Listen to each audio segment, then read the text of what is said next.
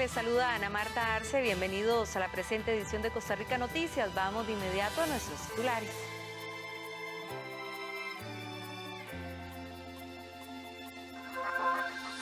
Con aplausos y mucha alegría, funcionarios del Hospital de Alajuela celebran recuperación de paciente contagiada de COVID-19 tras pasar 18 días en cuidados intensivos. Costa Rica suma ya 3 fallecidos por coronavirus. Caja Costarricense de Seguro Social y bancos piden a la población tramitar el retiro de fondo de capitalización laboral a través de plataformas digitales.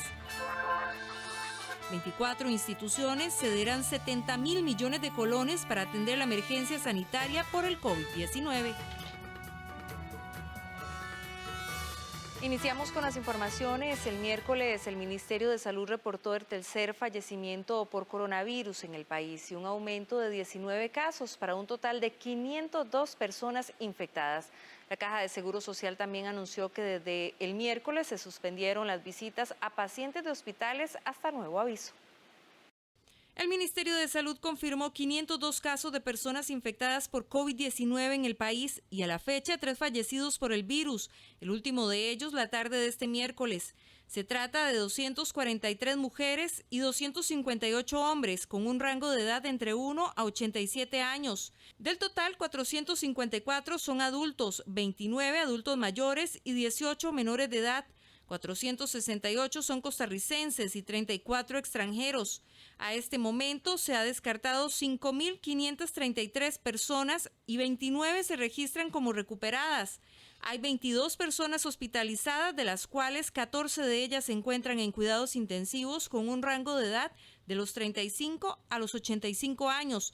Se registran casos positivos en 56 cantones de las 7 provincias, siendo San José y Alajuela las que presentan mayor número de casos. En total tenemos 4 mujeres que están en estado de embarazo que se encuentran positivas por COVID-19. Están en realidad con sintomatología totalmente manejable y no han meritado ningún tipo de intervención específica. Mario Ruiz, gerente médico de la Caja de Seguro Social, anunció que desde este miércoles se suspenderá hasta nuevo aviso las visitas a los pacientes en hospitales. La idea es buscar mantener la comunicación entre pacientes y familiares a través de tablets y computadoras. Ruiz además informó sobre la compra que hizo la Caja de Seguro Social de bolsas para las personas fallecidas por COVID-19, catalogándolo como una de las decisiones médicas más difíciles que ha tomado en los años que lleva de elaborar. Vieran que el haber tenido que firmar una solicitud para la compra de bolsas para cadáveres ha sido una de las decisiones más duras que yo he tenido que tomar en mi vida como especialista y como funcionario de la institución. Mandamos a comprar 3.000 bolsas. Se tienen que usar 2 bolsas por cadáver. Según los protocolos que se establecieron. Tuvimos que modificar en conjunto con el Ministerio de Salud un reglamento, creo que era de 1970, si no me acuerdo. Tuvimos que modificarlo en tiempo récord para poder establecer esto. Tuvimos que coordinar con el Tribunal Supremo de Elecciones para que las actas de defunción sean digitales. Y por dentro yo y mi equipo de trabajo y yo lo que decíamos es, Dios mío, que esto no se tenga que utilizar. Que la gente haga caso, que los tratamientos funcionen y que esto no se tenga que utilizar. Por el momento hay 4 pacientes por COVID-19 en el Senare. El último fue trasladado el martes desde Punta Arenas, así lo dio a conocer el gerente médico de la Caja de Seguro Social en conferencia de prensa. En medio de aplausos, el Hospital San Rafael de Alajuela despidió a Magali, primera paciente recuperada de cuidados intensivos tras contagiarse de COVID-19. La funcionaria de la Caja, que estuvo 18 días en cuidados intensivos, ocupó respirador artificial y fue hasta hace 2 días que logró volver a comer.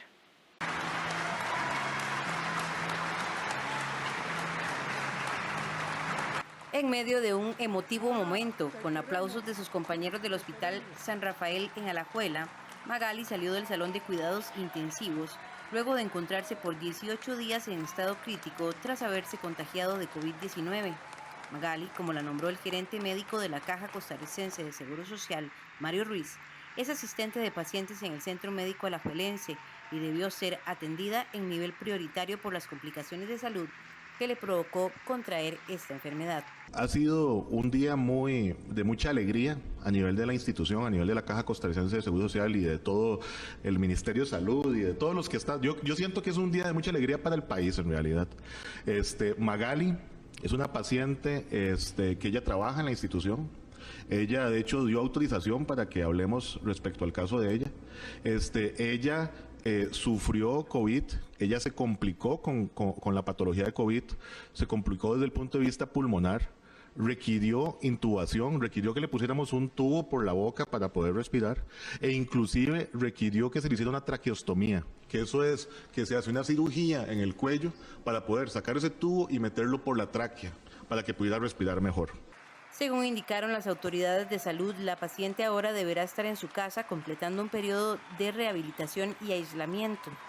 Ella, gracias a Dios y gracias a todo el trabajo que realizaron los compañeros del Hospital de Alajuela, a quienes les presento mis respetos y mi agradecimiento profundo, porque ellos, a pesar de ser el centro que se vio más afectado inicialmente, son profesionales de altísimo nivel que han trabajado día a día y este es el resultado. Hoy pudimos egresar una paciente que ella va para la casa, va a tener que completar un periodo de rehabilitación porque estuvo intubada varios días, pero eso es prueba de la fortaleza del sistema de salud costarricense. La paciente, que logró hasta hace 2 días volver a comer, es parte de la lista de 118 funcionarios de la Caja que han contraído el virus. Tal y como le comentamos hace algunos minutos, ayer miércoles se registró la tercera víctima mortal por el COVID-19 en nuestro país. Se trata de un hombre de 45 años sin factores de riesgo.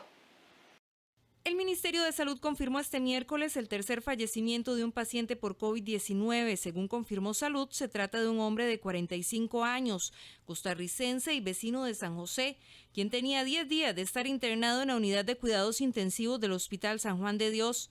El hombre, quien no tenía factores de riesgo, adquirió el virus en un viaje que realizó a Estados Unidos. A 1 mes y 2 días desde que se confirmó el primer caso positivo en nuestro país, se registraba el fallecimiento de 2 adultos mayores de 87 años. El primero falleció el pasado miércoles 18 de marzo y se encontraba internado en cuidados intensivos en el Hospital de Alajuela. El segundo fallecido también estaba internado en el Hospital de Alajuela y tenía un antecedente de origen vascular. Para este miércoles se reportaron 502 casos positivos por COVID-19, 22 internados, de los cuales 14 se mantienen en cuidados intensivos. Entre los datos brindados este jueves por el Ministerio de Salud también destacan 29 pacientes que han logrado vencer la enfermedad. El presidente de la República, Carlos Alvarado, lamentó la noticia mediante sus redes sociales y envió un mensaje de solidaridad a su familia. Nadie está exento de enfermar gravemente o perder la vida. Por favor, quedémonos en casa. La Universidad de Costa Rica puso a disposición de las autoridades de salud un moderno edificio, laboratorio, el cual puede ser utilizado para atender hasta 7 pacientes con COVID-19. La Universidad de Costa Rica, mediante su laboratorio de docencia en cirugía y cáncer, puso a disposición del gobierno una compleja infraestructura médica que podría ser utilizada para atender a pacientes con COVID-19 si así lo requieren las autoridades de salud de nuestro país. El laboratorio de la Universidad de Costa Rica es el primer y único espacio en la región centroamericana destinado al estudio y desarrollo de técnicas enfocadas al diagnóstico temprano del cáncer. Sin embargo, debido a la situación que vivimos con el COVID-19, la UCR lograría hacer que este espacio se adapte a las necesidades que requiere la Caja Costarricense del Seguro Social para dar tratamiento a pacientes positivos del virus. Las personas que atienden a una unidad de cuidados intensivos tienen que ser justamente intensivistas. Entonces, nosotros lo que estamos prestándole o ofreciéndole más bien es las instalaciones, porque esas instalaciones cumplen con un grado hospitalario y tienen permiso del Ministerio de Salud. Entonces y tienen algunas condiciones que les permitirían a ellos atender a los pacientes en caso de que ya no tuvieran otro lugar donde hacerlo, o sea que lo consideraran como un espacio más, pero sería totalmente préstamo a ellos. Si bien el edificio aún no ha sido utilizado por la atención de pacientes, la infraestructura cuenta con el equipo totalmente nuevo. En el primer piso hay, por ejemplo, 7 camas, consultorios médicos completamente equipados. En el segundo nivel se encuentran otros 2 consultorios médicos para el tema de endoscopías, una sala de recuperación con 7 espacios, 7 camas y una central de monitoreo. Lo único con lo que no cuenta el laboratorio de la Universidad de Costa Rica es con los respiradores artificiales. Básicamente tiene muchas cosas para poder atender a estos pacientes, excepto el respirador, ¿verdad? Los respiradores artificiales no tenemos ahí, ellos tendrían que traerlos. En la carta que don Geni le hace al ministro de Salud y a don Román, pues le explica las condiciones que tenemos. Otra cosa muy importante, los respiradores se alimentan de una tubería de oxígeno, ¿me explico? Entonces, la ventaja es que en el DICELAT sí hay tubería de gases medicinales. Ellos podrían adaptar fácilmente los respiradores a la tubería de gas medicinal, que ya lo tenemos. El espacio de la Universidad de Costa Rica podría atender hasta 7 pacientes, lo cual se podría traducir en esta emergencia nacional como 7 vidas. Pese a la suspensión de las procesiones y actos religiosos de Semana Santa, la Iglesia Católica se acercó a sus fieles mediante las redes sociales. Esto les permite transmitir la misa, los rosarios, el viacrucis y las liturgias penitenciales. La crisis del COVID-19 provocó que la Iglesia Católica suspendiera los actos litúrgicos y las procesiones de esta Semana Santa. Tanto así que el pasado Domingo de Ramos, el Papa Francisco celebró la misa en la Basílica de San Pedro acompañado de un pequeño grupo de religiosos y sin fieles. Sin embargo, para el coordinador del Centro Nacional de Catequesis, presbítero Mario Segura, a pesar de ser una semana atípica, gracias a las redes sociales han logrado celebrar las misas, los rosarios y el viacrucis. Usted puede unirse desde su casa a través de las plataformas virtuales que existen hoy en día, por medio también del Facebook Live. Es que en muchas parroquias estamos ofreciendo la Santa Eucaristía, también el viacrucis, incluso interactivo, pudiendo usted participar desde su hogar. Además, el Santo Rosario, no solamente por la televisión y por la radio, sino también aprovechando las plataformas que existen hoy vía internet. También el sacerdote de la parroquia de San Isidro de Alajuela, Luis Ángel Hernández, comentó que este año el Papa Francisco permitió las liturgias penitenciales, es decir, en vez de confesión, los católicos hacen un acto de contrición perfecto y una oración. No obstante, aclaró que apenas pase la epidemia del COVID-19, los católicos deben acudir donde un sacerdote y confesarse cara a cara. Queremos invitarles para que esta Semana Santa, en la que estamos llamados a vivirla de un modo especial, de un modo particular, pidiendo principalmente por nuestro país y el mundo entero frente a este contagio, frente a esta epidemia del coronavirus. Queremos orar de una forma especial por todas las víctimas y por todos aquellos también que han fallecido. Y queremos invitarles para que en medio de todas las circunstancias que nos rodean como país, podamos vivir de un modo especial este tiempo. Les invitamos para que en la diócesis de Alajuela puedan unirse a cualquiera de las páginas de nuestras parroquias y de un modo especial en nuestra parroquia de San Isidro de Alajuela. El Centro Nacional de Catequesis preparó un programa y material especial para que los niños y jóvenes compartan en familia los acontecimientos del jueves, viernes, sábado y domingo santo. En cada acto religioso participan aproximadamente hasta 1.100 personas vía internet. La empresa Autotransporte de Moravia brinda un servicio especial de transporte gratuito al personal médico que atiende la emergencia del nuevo coronavirus en los hospitales de la capital. La decisión fue avalada por la Dirección Ejecutiva de la Caja de Seguro Social y rige desde ayer miércoles y hasta el próximo domingo de Resurrección. La Dirección Ejecutiva de la Caja Costarricense del Seguro Social brindó un permiso especial a la empresa Autotransportes Moravia, AMSA, luego de que ésta se ofreciera a llevar al personal médico que está atendiendo la emergencia nacional del COVID-19 en la capital, esto de una manera gratuita. El permiso se extiende desde este miércoles y hasta el próximo domingo 12 de abril. Dentro de los compromisos de la compañía se señala que durante este periodo no se estará afectando la prestación regular que brindan, teniendo en cuenta por supuesto que ya está limitada por las restricciones de salud y por ser Semana Santa, lo cual hace que exista un menor flujo de pasajeros. Además, es importante señalar que las rutas de buses que no superen los 75 kilómetros de distancia también estarán funcionando con los horarios especiales. Esto para buscar que todos los trabajadores de hospitales y clínicas puedan trasladarse sin ningún tipo de problema.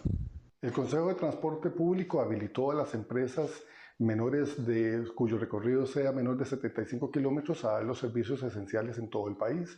En el caso particular del área metropolitana de San José, hemos coordinado con las diferentes cámaras para que los autobuseros cumplan ese propósito y lleven a los trabajadores a esos servicios esenciales, cumpliendo en este entendido la restricción que ha establecido el Ministerio de Salud para que los costarricenses no salgamos de nuestras casas. Puntualmente, en horas de la madrugada, tanto el Ministerio de Salud como la Caja Costarricense del Seguro Social nos ha pedido reforzar los servicios a los hospitales y se ha procedido a autorizar a una empresa del área metropolitana para que, además, conjuntamente con las otras que están haciendo las rutas, puedan reforzar el traslado del personal a los hospitales.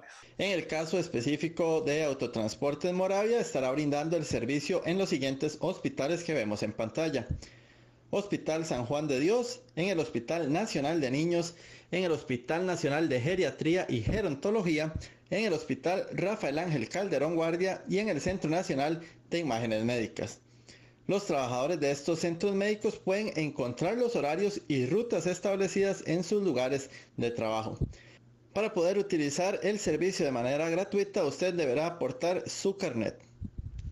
El Consejo de Transporte Público ha recibido 5 denuncias por supuestos cobros indebidos de taxistas a personal de salud. El Consejo recordó que los infractores se exponen a perder la concesión.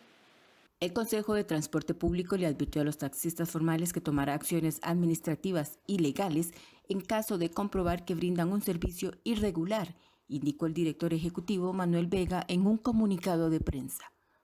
La Ley 7969 es clara al señalar sobre el incumplimiento de las condiciones exigidas en los respectivos contratos de concesión y la cancelación del permiso en caso de incumplir con el servicio. El funcionario recordó que los traslados de taxis contratados están sujetos a tarifas debidamente autorizadas por la Autoridad Reguladora de los Servicios Públicos, ARECEP. Precisamente sobre este tema, el dirigente de los taxistas, Gilbert Ureña, desmintió las denuncias de los funcionarios del sector salud, pues asegura que han transportado a este personal. Y hacemos un llamado a todos y cada uno de nuestros conciudadanos que si un taxista no le quiere prestar el servicio, no le cobra lo que establece el taxímetro María, denúncielo. Denúncielo ante el CTP y la ARECEP, que nosotros los dirigentes exigiremos a las autoridades de gobierno proceder con las sanciones que correspondan, pero que sean denuncias concretas y no chismes de calle o de aceras, que pueden ser mucho de lo que utilizan los sistemas ilegales para desprestigiar a un gremio honesto y transparente como el de los taxistas. La norma también señala que dentro de los parámetros establecidos, estos servidores deben ser cordiales y respetuosos. De lo contrario, los usuarios están en su derecho de presentar sus quejas y denuncias al número 2586-9090. Más de 5.000 extranjeros han sido rechazados por ingresar al país de manera ilegal desde el 19 de marzo, cuando se cerraron las fronteras. La Policía Profesional de Migración vigila a todos los puntos ciegos por donde pasan los inmigrantes ilegalmente. Algunos de esos puntos ciegos son algunos lugares cercanos al río San Juan. La Policía Profesional de Migración realiza día a día operaciones en la frontera sur y norte para tratar de que no ingresen extranjeros de manera ilegal al país desde el cierre de las fronteras. Sin embargo, las fronteras de Costa Rica con Panamá y Nicaragua son muy porosas y eso se evidencia en los llamados puntos ciegos. Varios de esos puntos se encuentran en el margen del río San Juan, en lugares como La Trinidad, Las Marías, La Tigra, Fátima y Boca de Sarapiquí. Fondo se encuentra Nicaragua, que es al lado del río, Acá nosotros lo que hacemos es tener una constante vigilancia para que las embarcaciones nicaragüenses no logren atracar en cualquiera de estos puntos ciegos que se encuentran a lo largo de toda el caudal del río, ¿verdad? Hasta llegar al sector de Costa Rica. Entonces, lo que hemos venido realizando es la custodia de la misma para evitar que la misma atraque en territorio costarricense. De acuerdo con la Policía Profesional de Migración, en estos videos se ve cómo van cargadas las lanchas con personas de Nicaragua que pretendían desembocar en esos puntos ciegos. Sí, la policía se encuentra en las márgenes del río San Juan, custodiando. Al fondo podemos ver una lancha de ciudadanos nicaragüenses que se presume van a querer ingresar a Costa Rica. No obstante, la Policía Profesional de Migración refuerza la zona y la misma lancha lo que va a buscar es retirarse para Nicaragua. Este es uno de los puntos donde las personas aprovechan para ingresar o salir de manera irregular. La Policía de Migración junto con las otras policías van a mantener constantes patrullajes y presencia cada 24 horas. Claro está de que no se va a permitir ningún tipo ni de salida ni ingreso de personas extranjeras por este punto. Desde el cierre de las fronteras el pasado 19 de marzo han rechazado más de 5.000 personas que intentaron ingresar ilegalmente al país. El ministro de Seguridad, Michael Soto, indicó este miércoles 8 de abril que durante estos días de Semana Santa se reforzarán las operaciones en fronteras. Cuando se han detectado personas ingresando, procedemos inmediatamente al rechazo. El último dato que tengo es de hace un par de días, que eran poco más de 2.500 personas ya en un periodo, me parece que de 15 días aproximadamente. Como les digo, hay un esfuerzo enorme, un esfuerzo importante. Ciertamente tenemos puntos acuáticos, puntos montañosos, planicies un poco complicadas. El Servicio de Vigilancia Aérea ha colaborado con los patrullajes en las fronteras, tal y como se observa en estas imágenes. El Servicio de Vigilancia Aérea se encuentra realizando patrullajes aéreos en apoyo a las acciones operativas y preventivas que el Ministerio de Seguridad Pública se encuentra realizando. Tan solo este fin de semana pasado volamos 30.7 horas realizando patrullajes por línea costera en ambas fronteras y también en gran área metropolitana en un reforzamiento a las acciones operativas de todos los cuerpos policiales. El cierre de la frontera se mantendrá hasta el próximo 30 de abril. El Ministerio de Justicia recibió una orden del Juzgado de Ejecución de la Pena de Limón para que se valore de manera extraordinaria la posibilidad de reubicar a privados de libertad al régimen semiabierto ante la emergencia por el COVID-19. Dichas solicitudes están en proceso de valoración y decisión. El Ministerio de Justicia, por medio de su oficina de prensa, confirmó que ya recibieron una orden del Juzgado de Ejecución de la Pena de Limón para que de manera extraordinaria realicen nuevas valoraciones a privados de libertad y así reubicarlos en el sistema semiabierto. Esto con el fin de resguardar la salud de las personas con algún grado de riesgo ante la pandemia del COVID-19. El Ministerio de Justicia confirmó que están realizando la valoración de esa y otras posibles órdenes de este tipo que puedan llegar para tomar decisiones. A partir del próximo 13 de abril, el horario para dejar las encomiendas a los privados de libertad de la cárcel Jorge Arturo Montero, conocida como La Reforma, se le asignará un día en específico de 8 de la mañana a 2 de la tarde para evitar aglomeraciones de las personas que llegan a dejar los artículos y alimentos. En acato a las indicaciones de las autoridades en materia de salud, realizamos acciones preventivas con el objetivo de crear una cultura de cuidado y protección ante el contagio del COVID-19. Por ello, favorecemos el ingreso y la entrega de encomiendas y valores de custodia mediante horarios predeterminados y debidamente informados, garantizando a la población el acceso a los mismos y evitando aglomeraciones que nos coloquen en riesgo. Este es un trabajo conjunto donde el Centro Jorge Arturo Montero Castro y los grupos familiares nos organizamos en pro de la salud y la garantía de derechos. La Policía Penitenciaria ha visto cómo están utilizando los horarios ampliados para las encomiendas para tratar de introducir la droga a las cárceles, por ejemplo en los alimentos, en ensaladas de caracoles o en pollo, en sandalias o en tenis también están ocultando ingeniosamente la droga. El 26 de marzo, la ministra de Justicia, Fiorella Salazar, envió una carta a la Corte Suprema de Justicia para que tomaran en cuenta algunas posibles acciones de cara a la atención por el COVID-19 en relación con los privados de libertad y las cárceles. Una de esas solicitudes fue suspender las órdenes de apremio corporal por pensión alimenticia y en lugar de eso promover la asistencia a favor de la persona acreedora o bien el uso de mecanismos electrónicos para los deudores. Ante eso, el ministro de Seguridad Michael Soto indicó que la fuerza pública seguirá trabajando igual hasta tener una orden. Bueno, la fuerza pública en ese tema sigue trabajando igual. Todavía no tenemos una instrucción de parte de la Corte Suprema de Justicia. Recordemos que son órdenes de los tribunales de justicia y la fuerza pública es auxiliar de los tribunales de justicia. Mientras sigan llegando las órdenes, pues las seguiremos ejecutando. Hasta este momento no tenemos una orden en contrario.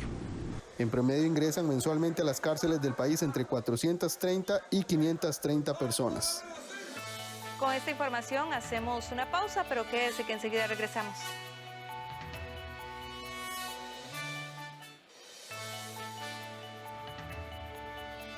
Continuamos con más de Costa Rica Noticias. La Caja y los bancos le piden a la población tramitar el retiro del Fondo de Capitalización Laboral a través de plataformas digitales y no visitar las sucursales.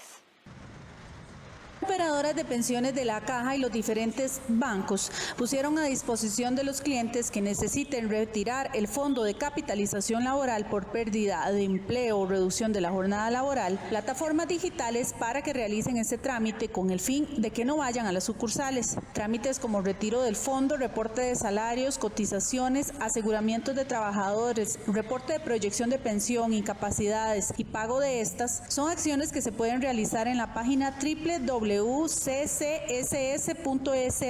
de la Caja del Seguro Social. Ahí se va a la pestaña de servicios en línea y luego a la oficina virtual. O si lo prefiere, puede ingresar al Facebook de la dirección CICERE, enviando un mensaje y los agentes de servicio le estarán indicando cómo realizar la afiliación desde dicho medio. En la operadora de pensiones del Banco Popular, su gerente general Roger Porras comunicó que a la fecha ya han devuelto 651 fondos por concepto de 220 millones de colones. Que fortalecimos todos los canales virtuales para que todos estos trámites se hagan de manera virtual y las personas no tengan que ir a nuestras oficinas, para así atender también lo que se refiere a las medidas sanitarias.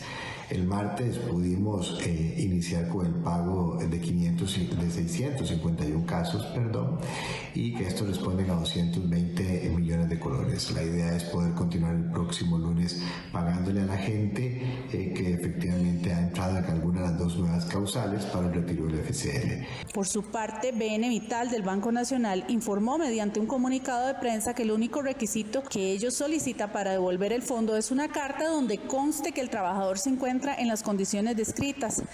Las operadoras de pensiones pusieron a disposición de sus afiliados dentro de sus páginas web un enlace para conocer más sobre los requisitos y cómo pueden reclamar su fondo de capitalización laboral. Y ayer miércoles el Gobierno de la República presentó una serie de medidas a la Asamblea Legislativa por 502.000 millones de colones para brindar apoyo a la ciudadanía afectada por la emergencia del COVID-19. El gobierno procura obtener recursos adicionales por 502.000 millones de colones para atender la emergencia provocada por el COVID-19, así como el pago de la deuda pública. La tarde de este miércoles, el Poder Ejecutivo presentó ante la Asamblea Legislativa el primer presupuesto extraordinario del año, por un monto de 377.000 millones de colones. Adicionalmente, apuesta a la pronta aprobación de dos iniciativas de ley ya presentadas a los diputados para obtener otros 125.000 millones de colones. Estas propuestas son la Ley de Protección a las Personas durante la emergencia por la enfermedad COVID-19 y la ley para autorizar una transferencia de capital del Instituto Nacional de Seguros a favor del Estado. De acuerdo con el ministro de Hacienda, Rodrigo Chávez, ya están listas las mociones para que dichos recursos se incluyan en este presupuesto. En caso de que los diputados la rechacen, se deberá presentar otro plan extraordinario de gastos. Con respecto al uso de los recursos, Chávez explicó que se distribuirán de la siguiente manera: 275.000 millones de colones para la atención de las personas afectadas por la pandemia, 2.400 millones de colones para el Ministerio de Salud, 224.649 millones de colones para el pago de deuda pública. Hacienda indicó que este plan de gastos extraordinario incluye recursos de todas las instituciones dentro del presupuesto nacional, las cuales, sin excepción, reajustaron sus prioridades para responder de manera solidaria a la atención de las familias más golpeadas por la crisis. ¿De dónde vienen los recursos? Respecto de la fuente de los ingresos, la mayor parte corresponde a un empréstito por 290.710 millones de colones con el Banco de Desarrollo de América Latina. Otros 1.804 millones de colones de un ingreso extraordinario de la Cancillería y 84.564 millones de colones producto de rebajas presupuestarias de las instituciones. Asimismo, en un comunicado de prensa, el presidente Carlos Alvarado aseguró que el gobierno primeramente atenderá a los afectados con el desempleo y pérdida de ingresos. El mandatario añadió que el país mantiene su compromiso con la responsabilidad fiscal y recalcó que dichas acciones se tomaron con la mayor responsabilidad y compromiso para luego emprender la fase de reconstrucción que retoma el camino hacia el saneamiento de las finanzas públicas tal y como se venía haciendo en los últimos meses. El proyecto de ley para no pagar las anualidades del 2020 a empleados públicos gana respaldo en el Congreso. El gobierno pretende destinar esos recursos a personas desempleadas. 23.000 millones de colones de pago de anualidades de este año se reorientarían a la gente desempleada por la pandemia. Esa es la intención del Poder Ejecutivo, que debe ser aprobada en la Asamblea Legislativa. Por ahora, el proyecto de ley tiene simpatías entre las jefaturas de fracción. Esta medida, porque no se trata en realidad de una disminución salarial como han propuesto algunos sectores, sino de simplemente no pagarles esa anualidad que es por única vez, de manera que me parece que podría tener alguna viabilidad. Me parece muy bien, estoy de acuerdo con ese proyecto de ley, contará con apoyo. Al mismo tiempo aprovecho para pedirle al Poder Ejecutivo que considere la revisión de ciertos pluses, como lo son el plus de SONAE y el plus de peligrosidad. No amerita el pago de esos pluses en este momento, ya que la mayoría del sector público está teletrabajando. Aplicarse a las personas que en este momento han dejado de laborar por diferentes razones y cuyas necesidades siguen siendo las mismas. Desde ese punto de vista estoy de acuerdo, y todos los sectores de este país debemos comprender que en algún momento todos debemos colaborar y solidarizarnos con la realidad y la emergencia que estamos viviendo. Eso es una forma de tender la mano al que la necesita y el que todos tenemos que hacerlo. La iniciativa plantea que para este 2020 el aumento de la anualidad no sea reconocido y que dicho recurso se traslade a la Comisión Nacional de Emergencias para ser utilizado en subsidios a personas que quedaron desempleadas por el COVID-19. La medida es extraordinaria y aplicaría por una sola vez, y además excluye a quienes laboren para el Ministerio de Salud, la Caja Costarricense del Seguro Social y los cuerpos policiales del país. Quienes alquilan casa o un local comercial que están sufriendo pérdida de sus ingresos a causa de la emergencia nacional podrían llegar a un arreglo de pago si se aprueba un proyecto de ley que se trabaja en Asamblea Legislativa. Se trata de un borrador de proyecto de ley que presentó este lunes 6 de abril la ministra de Vivienda Irene Campos, que ahora analizan los diputados. En el texto se establecen 3 tipos de arreglos de pago entre los que alquilan casas o locales comerciales y sus dueños. Por ejemplo, si una persona fue despedida o le suspendieron su contrato laboral, ambas partes, es decir, el arrendador y el arrendatario, firmarían un acuerdo en el que se posterga el pago por 6 meses. Si los ingresos de la familia se disminuyeron 50%, entonces pagarían la mitad de su alquiler. Si los ingresos se redujeron 50%, deberían negociarlo con el dueño. En el caso de los locales, si los ingresos del comercio se redujeron al 50%, el alquiler se reduciría a la mitad. Si es menor al 50%, se debe negociar con el propietario, y si el local debió cerrar por orden sanitaria, entonces la moratoria sería total. Hay 3 tramos en los cuales se establece cuáles son los ingresos de las personas que están alquilando, si perdió el empleo o si tiene una reducción de sus ingresos. Entonces, en función de eso está la posibilidad de una moratoria total, una moratoria del 50% o una moratoria menor a ese porcentaje, dependiendo de cuáles son los ingresos. Y son los ingresos que contabilizan dentro de la familia, no únicamente de una persona.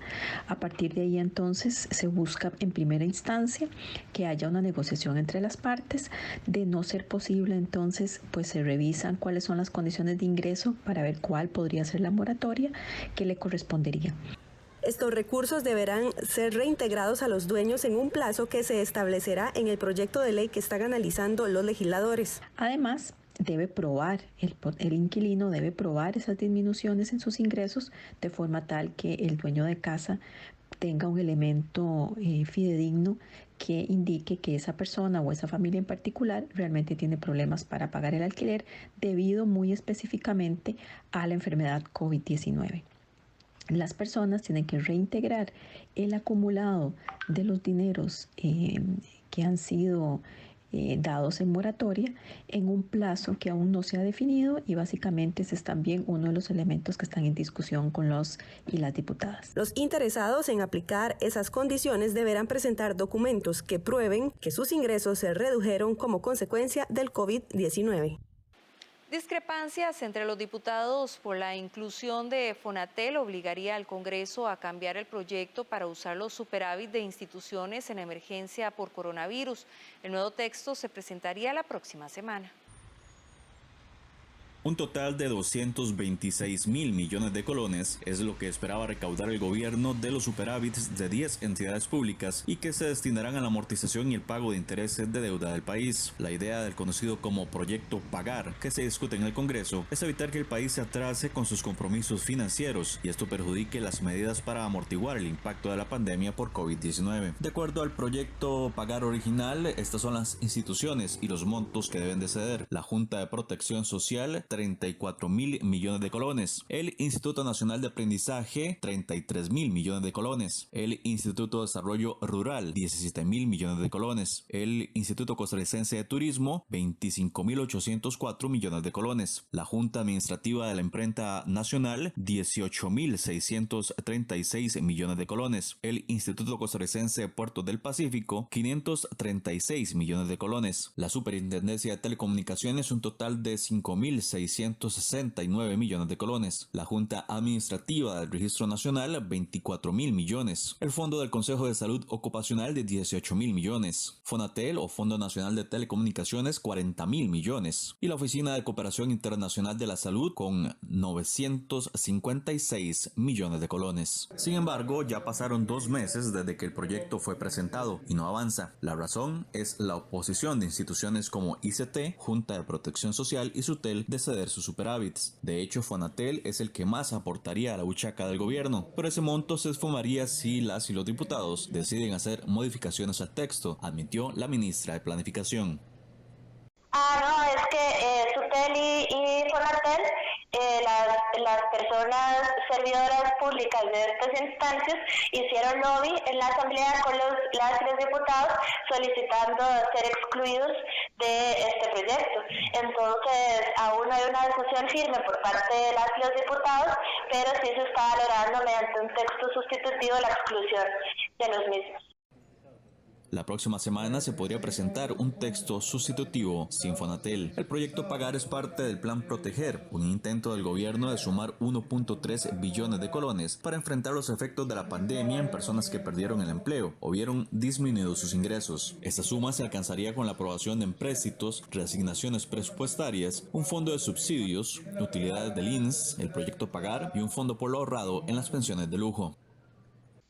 Bueno, ahora aprobado solamente tenemos 500 millones de dólares, cerca de 290.000 millones de colones, y estaremos incorporando un presupuesto extraordinario que lo que hace es una reasignación presupuestaria por 100.000 millones adicionales a esos 290.000 millones para 390.000 millones.